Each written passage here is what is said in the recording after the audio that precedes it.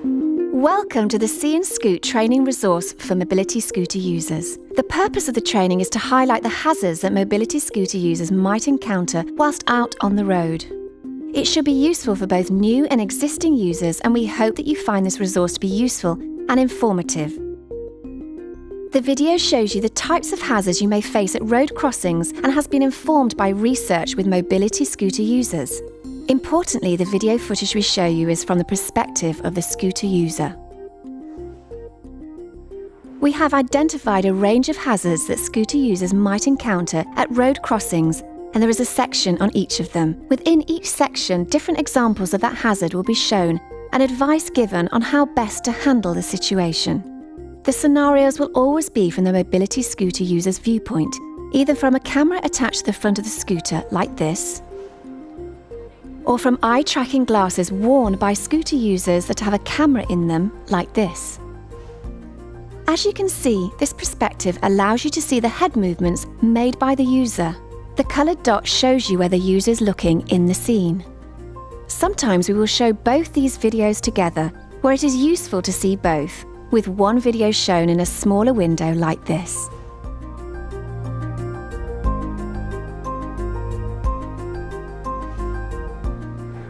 What is a hazard? A hazard is anything that may cause you to change speed, direction, or even stop. So, for example, here as the user approaches the crossing, a road sweeper turns into the road on the left and crosses the user's path. If the user had not seen the road sweeper and they had attempted to cross, there might have been a collision. Hazard types. We will now provide examples of particular hazards that you might encounter when you cross a road. Pedestrians. Pedestrians can be a hazard for many reasons. In this section, we will show you some examples of when pedestrians can be a hazard when you are on your scooter. Here you can see the scooter user approaching an unmarked pedestrian crossing. On the left is a car parked on the curb and an A-board that the user has to navigate. The user does this well and approaches the situation slowly and with caution. It is not safe to cross to begin with, so the user slowly approaches the crossing. During this time, a pedestrian appears from behind the user and crosses the road. What do you think happens next in this clip? We will now pause the video for several seconds so that you have the opportunity to decide.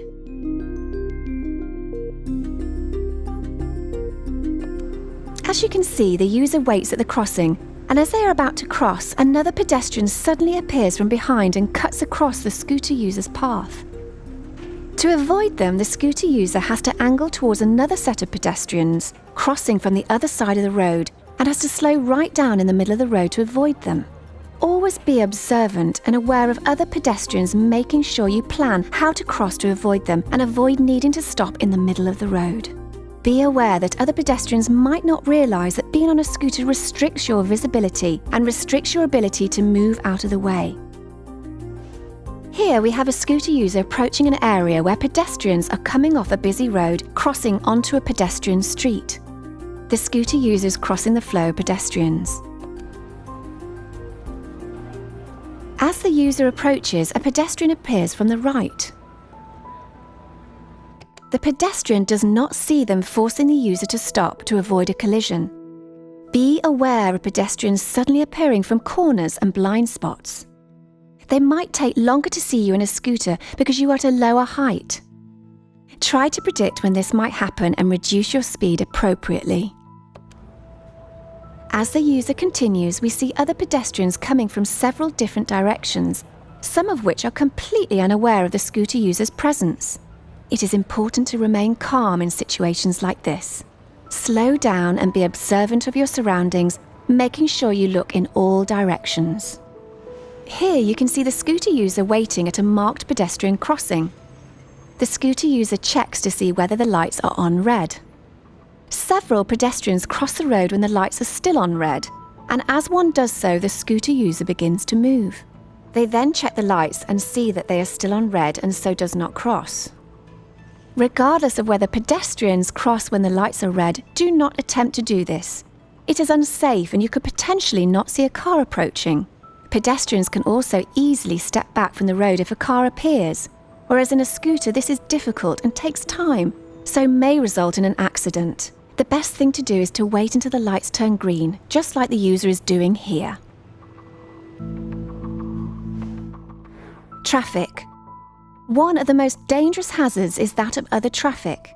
In this section we will show you some examples where this is particularly the case. At some crossings, vehicles might come from several different directions. As the user approaches this crossing, we can see that there are 3 different directions cars may potentially turn in from and cross the path of the user. You can see that the user is being very observant and checking all areas to make sure that it is clear to cross. This is not easy to do when sat in a scooter, as often your movement is restricted. Several cars turn in and cross the path of the user from different directions. Once it is clear, the user crosses. As they move towards the central island, a car approaches from the left and a pedestrian crosses from the opposite direction. The car stops to let the user cross. If there is an island, try to use it to pause and recheck if it is still clear before crossing. Try not to rush over and cross in one go, as this is when mistakes can often be made. Take the time to be vigilant. This is another example of a busy T-junction. Here, however, whilst the user looks left and right to check that it is clear and safe to cross, they do not look behind them in their blind spot. This is dangerous, as a car could potentially turn in, which could result in a collision. It is more difficult to turn and look behind while sitting on a scooter. If you find it difficult to turn completely, try to position yourself in a way that allows you to safely see all areas before crossing. In this clip, you can see that as the user approaches an unmarked crossing, there is a car parked over the drop curb.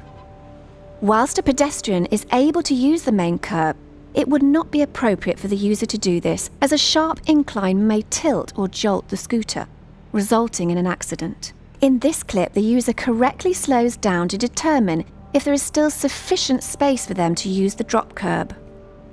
Make sure in situations like this you still remember to look to ensure there are no cars approaching and it is still safe to cross. In this instance, it is a one-way road with cars only coming from the left. The user therefore deems it safe to cross. However, if cars were coming from the right, it would have been unsafe to cross because the parked car is obstructing visibility. Remember that as you are lower down in a scooter, your visibility can often be restricted. If unsure of what to do or where cars are coming from, do not risk it. It may be better to find an alternative, safer route or ask someone for help. Crossing design. Sometimes the way in which crossings are designed can make it difficult for mobility scooter users. It is important to think through how best to navigate them. In this section, we show you some examples of how to use crossings. Here, the user approaches the crossing to press the button. As the button is often positioned close to the road, it might mean that your scooter sits very close to the road whilst you wait. In this instance, the user carefully reverses after they have pressed the button, so they are waiting at a safe distance from the road. This is a good strategy to use, especially when waiting at very busy roads. Here we can see a user crossing a marked pedestrian crossing with an island in the middle. The lights turn green and the user begins to cross.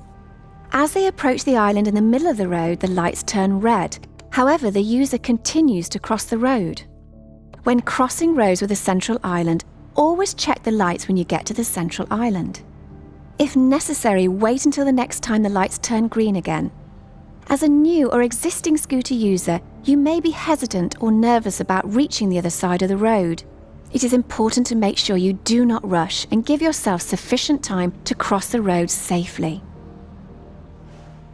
There are some marked pedestrian crossings where the green man is positioned at an angle that makes it difficult to see. Here we can see on the right the button press facing towards you, but the green man is facing outwards onto the road. This could be a problem, as if the user decides to wait by the button, once they have pressed it, they're unlikely to be able to see the green man. Try to position yourself at an angle that allows you to see the green man. It would be unsafe to cross if you could not determine when the lights have turned green, and copying other pedestrians could be problematic if they have crossed when the lights are still on red.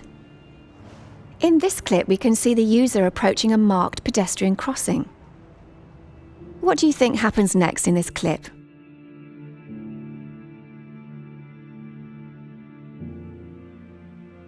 As we will now see, the scooter user crosses before they get to the crossing, rather than using the marked crossing and designated drop curb. This is dangerous for several reasons. As you can see in the clip, there is an abrupt drop that causes the scooter to jolt. This may be uncomfortable, leading you to take your eyes off the road. It will also mean you have less control of your scooter, and if the drop is on an incline, could lead you to tip the scooter. Also, because scooters are battery operated, a jolt may temporarily disconnect the battery, leading to complete loss of control whilst in the middle of the road. Choosing to cross before the lights also means the scooter user is unable to see whether the lights have turned green and whether it is safe to cross. Crossing before the designated crossing may also make it difficult to get back up on the other side of the pavement. As can be seen in this clip, the user has to drive on the road for some distance before they can get back up onto the pavement using the designated drop curb. Before entering any road, always make sure you have identified the place where you can exit the road. Visibility at crossings. Sometimes at road crossings you will find that visibility is problematic. In this section we will show you some examples of where visibility is poor and what to do in these situations. As the user approaches this crossing, you will see a parked car on the left. This is obstructing vision and making it difficult to see whether the road is clear and safe to cross. In situations like this, always be cautious and check the best you can that it is clear. Edge slowly into the road, and if you decide it is unsafe, reverse back. In some situations, you may decide that it is too risky. If so, then it might be better to try and find an alternative, safer route or ask someone for assistance. This is another example of a parked vehicle at a crossing. The user cannot see round this lorry, and the only way of doing so would mean moving to the centre of the road, making it unsafe. In this instance, the user asks another pedestrian whether they would mind going out into the road and checking that it is safe for them to cross. If you feel comfortable doing this, then this could be an option for you if this situation occurs. Alternatively, it might be better to find a safer route. In this clip, a user is approaching an entrance and exit to a car park. The wall surrounding this makes it very difficult to see whether there are any cars coming out of the car park. You can see here that the user does not look either way to make sure that it is clear and safe to cross. Be aware of entrances and exits and always check it is clear to cross before doing so. In this instance, this could have resulted in a serious collision if a car had been coming out of the car park. Stop and wait, look clearly in both directions, and then continue to cross when it is clear. Here we can see a user waiting at a marked pedestrian crossing to cross the road before the lights are red. To the left of the user are two pedestrians waiting to cross. The user sits back from the road so that they are not positioned too close to the road. However, pedestrians come and stand in the gap that the user leaves in front of them. Being in a seated position, this makes it very difficult to see whether the lights have turned green. In situations like this, try to remain calm and continue to wait until you can see the lights again before crossing. If pedestrians decide to cross the road, as they do here, do not assume the lights have turned green. In this instance, these pedestrians crossed the road when the lights were still red. If the user had decided to cross with them, they might have been involved in an accident if the car had turned in. Spacing at crossings. Sometimes pedestrian crossings might not have been built with scooters in mind, making them difficult to use. In this section, we will show you some examples of why spacing might be a hazard to you when you are on your scooter. Here we can see a user approaching an unmarked pedestrian crossing with an island in the middle. In some instances, the central island might not be wide or long enough for the scooter to fit on. However, it is difficult to see whether this is the case until you reach the central island. If you get to an island which is small and you feel the scooter will not fit on, do not panic or try to rush across the road, as this is when mistakes can be made. Rather, stay calm and position yourself the best you can on the island. Remain vigilant and wait until it is safe to cross before moving off the island again. Sometimes islands at marked pedestrian crossings are wide enough to fit a scooter, but can be difficult to manoeuvre in, as can be seen here. In instances like this, try your best to position yourself so that you can see the lights on the opposite side of the road. If other pedestrians limit your visibility, wait until people have started to cross before you position yourself so that you can check for a green light before crossing. Priority at crossings. Sometimes at unmarked road crossings, it might not be obvious who has priority. However, even at marked pedestrian crossings when priority is clear, drivers may decide not to stop. For example, they might decide not to stop at a zebra crossing, or they might go through a red light. In this clip, the user approaches the pedestrian crossing, but a car is also approaching on the right. Whilst it is courteous for the driver to stop and wait for you to cross, they might not always do so, as is the case here. Also note that there are pedestrians crossing as the car approaches. In instances like this, do not attempt to cross the road with them. Rather, wait and take your time until you know it is safe to cross. Here, the user is waiting at a marked pedestrian crossing for the lights to turn green. The lights turn green, indicating that it is now safe to cross the road, and the user prepares to do so. What do you think happens next in this clip?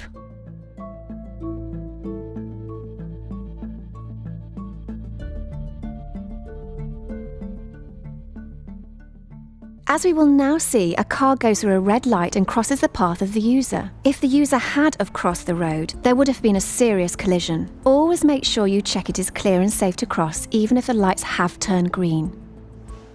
Negotiating pedestrian areas. In this clip, we can see a user driving slowly on a busy pavement. What do you think happens next in this clip?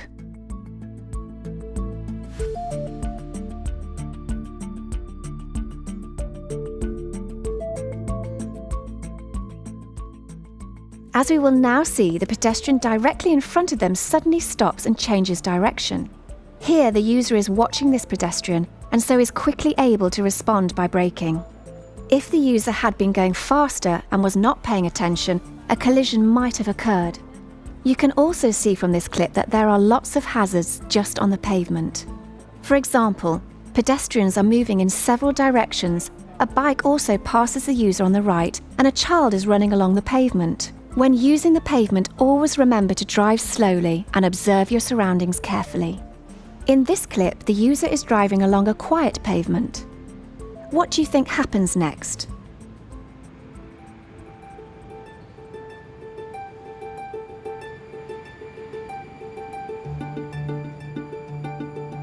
As we will now see, a bike unexpectedly comes around the corner ahead at a fast speed.